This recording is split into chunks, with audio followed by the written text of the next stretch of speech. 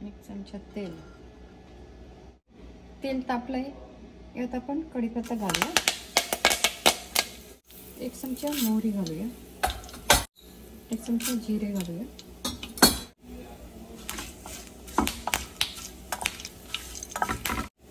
कांदा घालूया बारीक केलेला, 1 छोटा कांदा घालायचा आहे, अर्धा चमचा मीठ घालूया आणि आपण परतून घेऊया छानपैकी।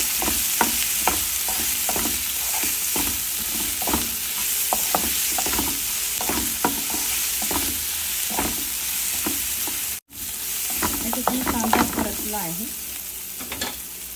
यात आपण लसूण घालूया, आपण छान परतून घेऊया।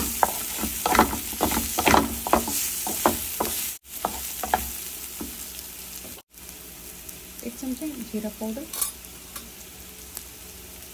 1 चमचा धना पावडर, अर्धा चमचा हळद, अर्धा चमचा लाल तिखट, 1 चमचा गरम मसाला आणि छानपैकी मिक्स करून घेऊया। मसाला जो आहे सगळा तो परतून घेऊया।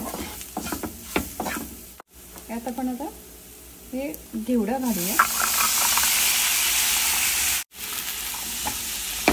तर हा श्रावण घेवडा, मराठीमध्ये याला श्रावण घेवडा म्हणतात, तर हा पाव किलो घेतलेला आहे।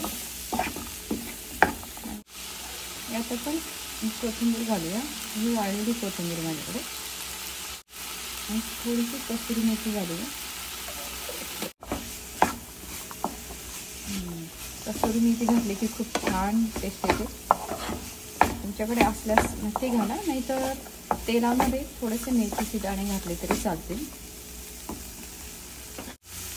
आणि हे शिजण्यासाठी आपण थोडंसं पाणी घालणार आहोत, जास्त नाही, आपल्याला ही पातळ नाही करायची, ही कोरडी करायची आपल्याला।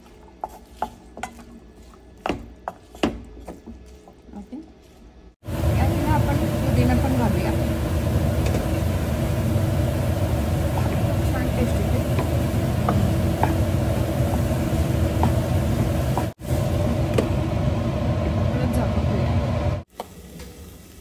आपण झाकण काढूया, एकदा हलवून घेऊया। यात आपण 2 चमचे शेंगदाण्याचं कूट घालूया आणि मिक्स करून घेऊया।